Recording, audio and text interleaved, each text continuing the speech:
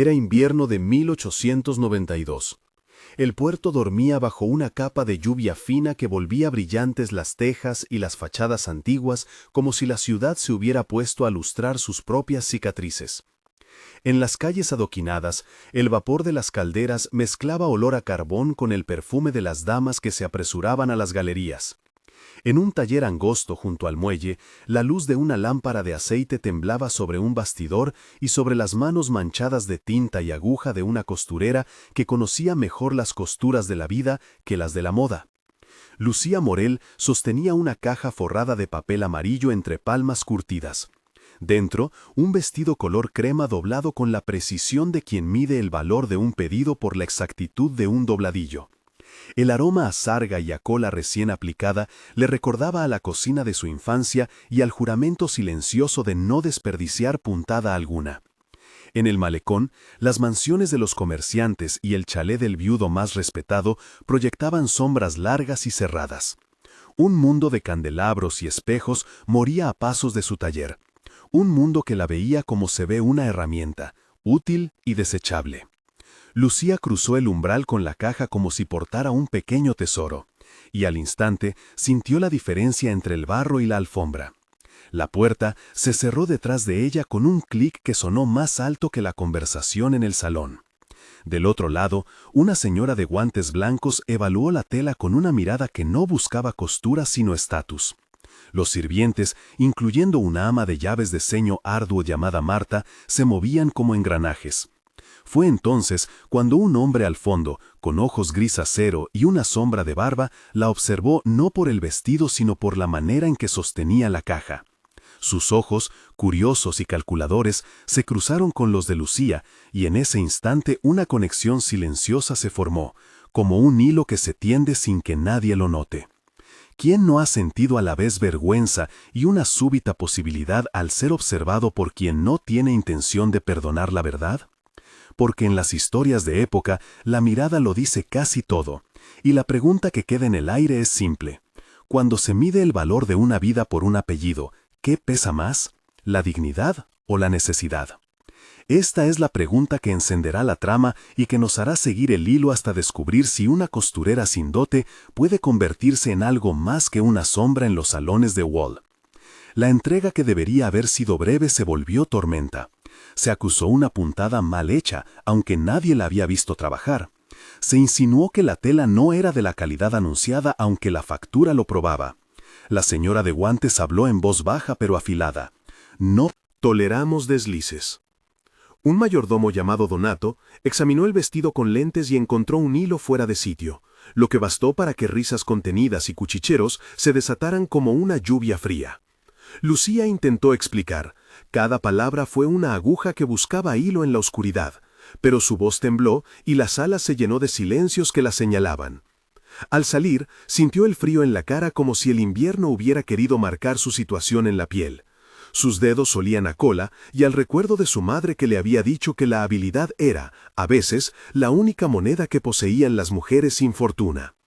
La humillación no se limitó a la burla privada, se volvió pública cuando un periodista del diario local, Enrique Soler, tomó nota de la escena para una columna que disfrazó escozor social con curiosidad moral. La frase elegida en la imprenta fue cruel: la costurera que desafecta la mansión. Al día siguiente, los encargos se enfriaron. El taller que antes tenía una fila de encargos quedó silencioso.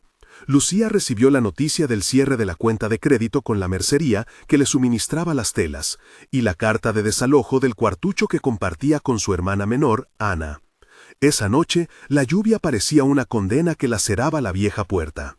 En la mesa, una vela consumida dejó surcos de cera como cicatrices. Lucía repasó en la memoria las puntadas de su vida, y sintió que cada una se deshacía. En la miseria inmediata, la vulnerabilidad se volvió oferta. Una tarjeta con un sello que olía a tabaco y a lacre fue dejada en el umbral del taller con un nombre y una dirección. Wall's House, la residencia del viudo que todos conocían como señor Walden. La tarjeta no traía palabras cariñosas, sino una instrucción práctica: presentarse a las 11 para una entrevista. Quien ofrecía esa cita no prometía amor sino techo, no prometía pasión sino un dote implícito en la seguridad que proporcionaba el apellido. Cuando Lucía leyó la tarjeta, varias sensaciones le atravesaron. El alivio como una tela que cubre por un instante y la náusea de vender parte de su libertad a cambio de un abrigo. La propuesta era cruda y, en cierto modo, inmoral.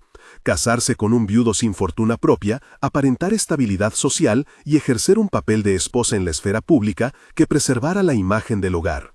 La decisión llegó empañada de dudas. El orgullo decía que debía resistir la mercantilización de su vida. Su necesidad decía que aceptara y asegurar el futuro de Ana. Un diálogo con su hermana mostró la grieta. Ana, con manos finas y una voz baja, dijo: «Lucía, no es traición si es supervivencia». Lucía respondió con una frase que parecía más una plegaria: «¿Hasta dónde llega la dignidad cuando el hambre toca la puerta?». La conversación fue un catálogo de miedos y razones prácticas, y al final, la necesidad modesta pesó más que el orgullo. Orgulloso. Agarró la tarjeta y decidió presentarse. Lo que no sabía era que la ficha dejada en su puerta era parte de un plan más grande. Una red tejida por hombres de negocio que calculaban reputaciones tanto como dividendos. La oferta se volvió negociación en un salón con tapices que olían a cera y a resina. El señor Walden fue encantador en apariencia, viudo, 45 años, rostro curtido por lejanos viajes y una voz que sonaba a promesas rotas. Habló en términos mesurados y con respeto por la cosura de su oficio, pero dejó claro que la unión sería en gran medida una cuestión de imagen. «Necesito a alguien que ocupe un lugar sin preguntar demasiado», dijo. Marta, la ama de llaves, estaba presente y medía cada palabra con el rigor de quien guarda secretos. Donato trajo té en taza fina y la conversación giró hacia cláusulas que recordaban contratos más que matrimonios. Hubo 8 interacciones de una negociación que se alargó hasta la comida.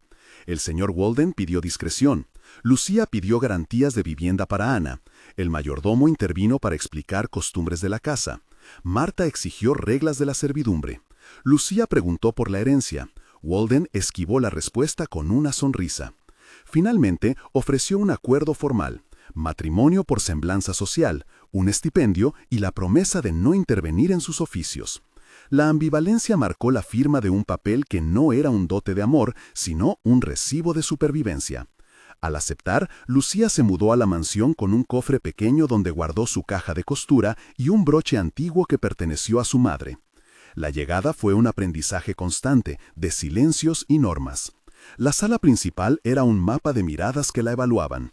La cocina, regida por Marta, era un campo de lealtades que había que sortear. En las primeras semanas sufrió la frialdad de las visitas y la distancia del viudo, que resultó atento pero esquivo.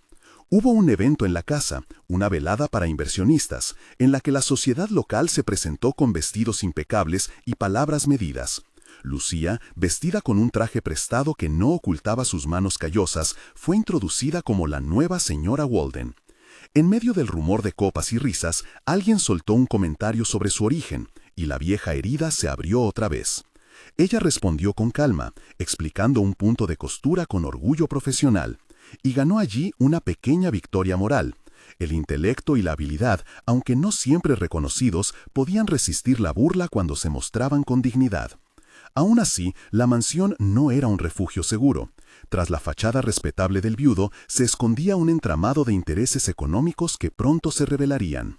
Un día, Lucía encontró en un cajón un documento con el membrete de Wald y Co., una firma que controlaba parte del comercio marítimo. El papel hablaba de préstamos, de acciones y de una coartada financiera que vinculaba al señor Walden con inversiones en un astillero con problemas. Lucía no era contable, pero leyó los números como quien descifra una puntada.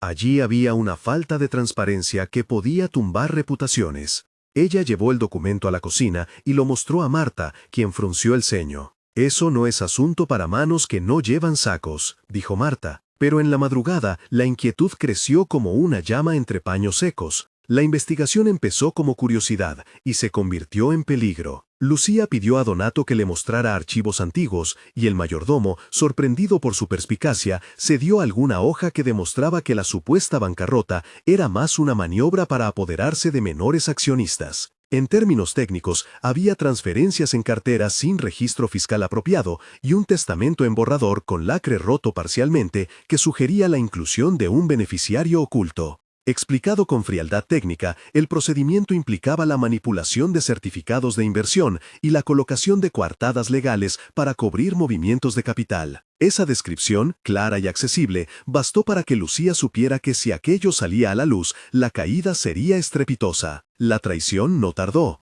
Una noche, mientras revisaba más papeles, la mansión fue sacudida por voces y cristales rotos. Un incendio menor estalló en el ala de archivos y, aunque controlado tiempo, dejó cenizas de documentos y una acusación pública. Alguien había intentado ocultar pruebas. El escándalo explotó en los periódicos, y aunque el señor Walden mostró consternación, la prensa ya lo había colocado en el centro de un rumor que hablaba de fraude. Los allegados, antes amables, comenzaron a distanciarse. Lucía fue señalada por algunos como responsable indirecta, por otros como testigo incómoda. La chispa del incendio y la posterior imputación la llevaron a partir de la casa para evitar convertirse en un obstáculo para la reputación de Walden, pero también porque su presencia molestaba a quienes preferían enterrar la verdad. 6 momentos de tensión marcaron el descenso. El primero fue la humillación pública en el salón, donde se discutió la calidad de su trabajo y se la expuso con sarcasmo. El segundo fue la carta de desalojo que amenazó su techo. El tercero fue la oferta ambigua del matrimonio, cargada de condiciones.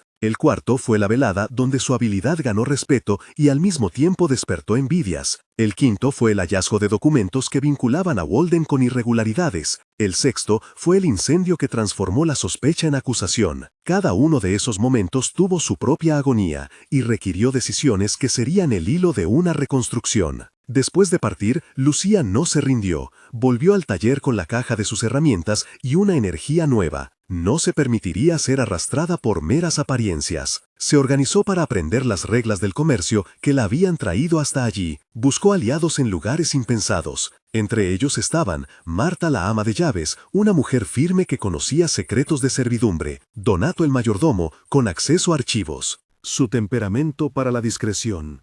Enrique Soler, el periodista que inicialmente escribió sobre ella y que ahora sentía la culpa de haberla expuesto. Rafael Ortiz, un comerciante de telas que creyó en su honestidad y le ofreció apoyo logístico. La anciana Doña Ángela, propietaria de una fonda donde pasaban informaciones del puerto y que guardó cartas bajo la madera de su mesa.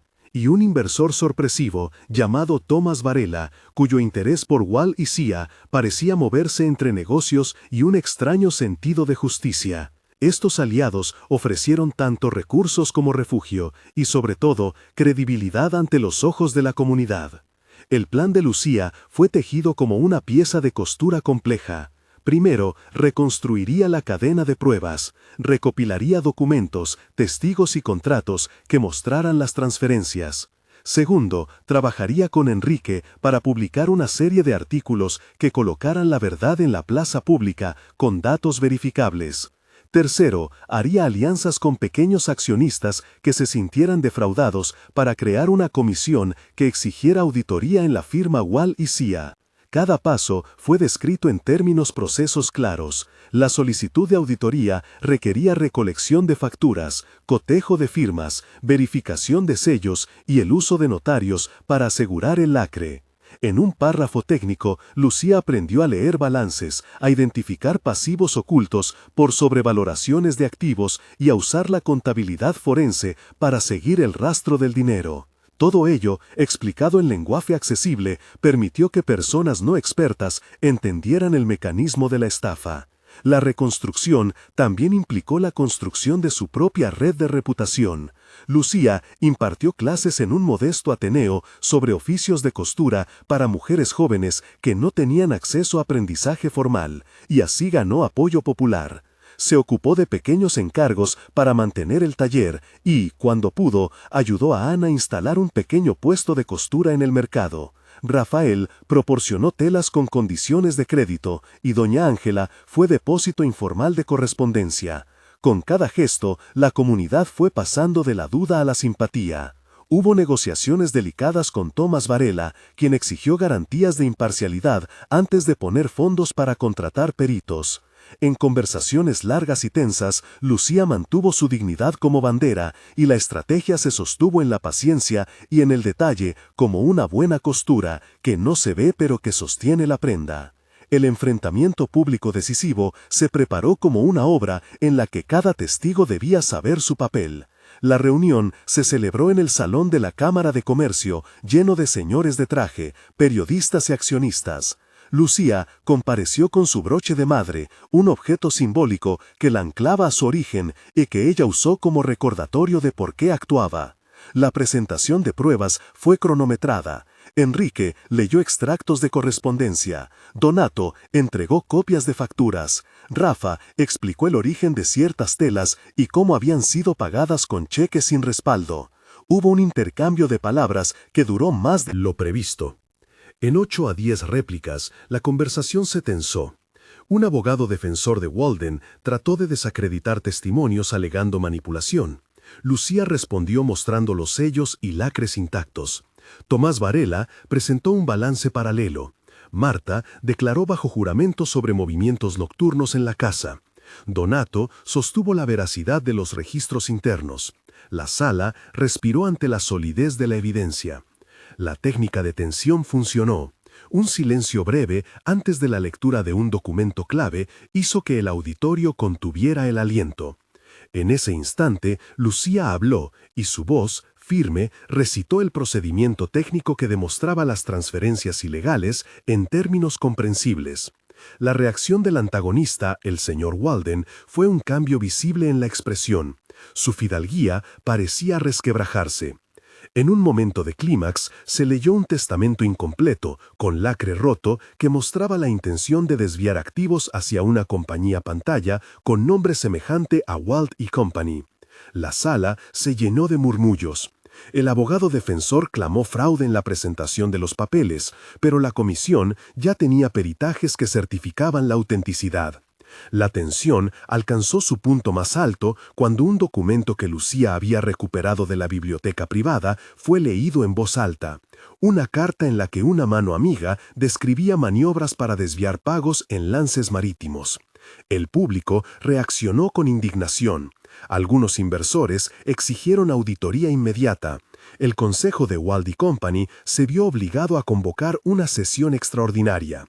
En el calor del momento, Lucía sintió el peso de todos los bordados de su vida y supo que, si ganaba, no solo limpiaría su nombre, sino que pondría en movimiento una reforma real. El veredicto fue más que individual. Por voto de los accionistas y tras la presión pública, se ordenó una auditoría independiente y se designó una comisión que incluía a representantes de los trabajadores del astillero y a pequeños comerciantes que habían sido estafados. La ley empezó a actuar donde antes la mansión se creía intocable. El señor Walden, enfrentado a pruebas y a la opinión pública, aceptó un arreglo que implicaba la restitución parcial de fondos y la renuncia de ciertos cargos. La sociedad celebró una victoria que fue al mismo tiempo una tentativa. Si bien se corrigieron irregularidades, el proceso mostró que la justicia depende de la perseverancia de quienes se atreven a nombrar las cosas por su nombre. Un mes después, la vida de Lucía había cambiado de manera tangible. El taller estaba lleno otra vez, pero ahora con aprendizas que traían historias y manos jóvenes. Ana había abierto un pequeño negocio de arreglos en el mercado y enviaba productos a domicilio. Lucía, invitada a integrar una comisión de beneficencia que promovía talleres de oficio para mujeres, aportó su experiencia y su visión. En lo personal, Walden fue apartado de la gerencia activa y su imagen, aunque marcada, ya no era la única que dictaba la reputación en la ciudad. La comunidad comenzó a ver la costura como oficio digno y no como vergüenza. Se abrió un programa de microcréditos para mujeres artesanas, apoyado por inversores como Tomás Varela y por comerciantes locales que reconocieron el valor de la mano de obra. La dignidad que Lucía defendió se transformó en políticas concretas. 3 meses después, la reforma tomó forma y su alcance sorprendió a muchos. La Comisión de Auditoría presentó un informe público que no solo señalaba irregularidades, sino que propuso cambios legales para evitar maniobras similares. Un instituto de formación de oficios fue fundado con el nombre de la madre de Lucía, en honor a quien le enseñó a coser y a resistir. Walden y Cia fue obligada a transparentar sus libros y a indemnizar a pequeños accionistas. Lucía fue invitada a dar una charla en la Cámara de Comercio sobre la importancia del oficio y la ética en las transacciones. Su broche de madre fue ahora emblema en la solapa de una nueva medalla otorgada a mujeres que promovían la dignidad en el trabajo. La ciudad, que antes miraba a la mansión como centro absoluto, empezó a reconocer el valor de los talleres y de las redes solidarias. 6 meses después, la transformación tenía un matiz más duradero. El Instituto de Oficios creció y tuvo un ala dedicada a la investigación de prácticas comerciales justas. Ana, con un pequeño capital, contrató a 2 aprendices y empezó a exportar pequeñas piezas bordadas bajo la marca del Taller Morel. Lucía, reconocida por su labor, fue nombrada miembro de una comisión que asesoraba a las municipalidades sobre programas de empleo femenino. Walden, retirado de los negocios más activos, vivía apartado en un chalet. Su nombre ya no dictaba la agenda social. La ciudad inauguró una plaza con un relieve que celebraba el trabajo manual y la fidalguía transformada en servicio público. En lo íntimo, Lucía encontró una paz que no era la ausencia de lucha, sino la certeza de haber tejido algo que perduraría. La posibilidad para otras mujeres de no depender únicamente de un apellido. Si este relato tocó su corazón, recuerde dejar en los comentarios una palabra que sintetice lo que sintió, coraje o propuesta. Escriba solo una palabra. Sus voces ayudan a que otras personas sientan que no están solas ante la injusticia y me orientan en las próximas historias que traeré. Leo los comentarios y elegiré algunos para responder en un siguiente episodio. Y ahora, si volvió su mirada aquí, sepa que las sombras que empezamos a descubrir no han terminado. Hay más hilos sueltos que pedirán ser tirados, y con cada tirón, la trama de esta ciudad se verá más clara. La conclusión fue simple y poderosa al mismo tiempo. Lucía había salido del taller como quien sale de una penumbra, y entró a la ciudad con el paso de quien ha recuperado la voz. No fue la riqueza la que cambió la trama, sino la dignidad de la costura, la persistencia de una mujer que no renunció a su oficio y que supo convertir la humillación en estrategia. La firma Wall y Cia fue reformada, pero el mayor logro fue la transformación social. Institutos que antes no existían, ahora daban oportunidades reales a quienes nunca tuvieron dote. Si esta historia lo conmovió, deje la palabra imperio en los comentarios y comparta para que otras manos sepan que la dignidad se cose punto a punto. Quien tiene luz interior jamás se apaga. Si desea acompañar otras vidas que se rehicieron desde el oficio y la estrategia, suscríbase al canal y forme parte de una comunidad que celebra las segundas oportunidades con respeto y memoria.